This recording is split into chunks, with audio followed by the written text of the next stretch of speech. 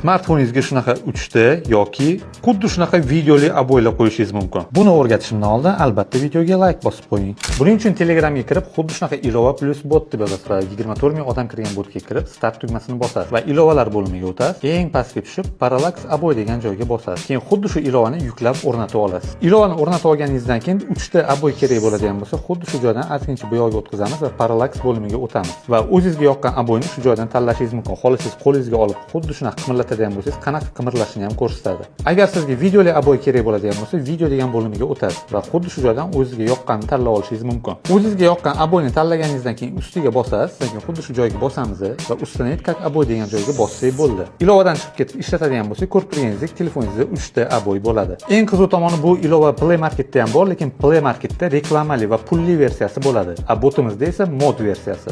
Video foydali bo'lgan bo'lsa, like tugmasini bosib qo'ying va albatta Android do'stlarga ham yuborib qo'ying.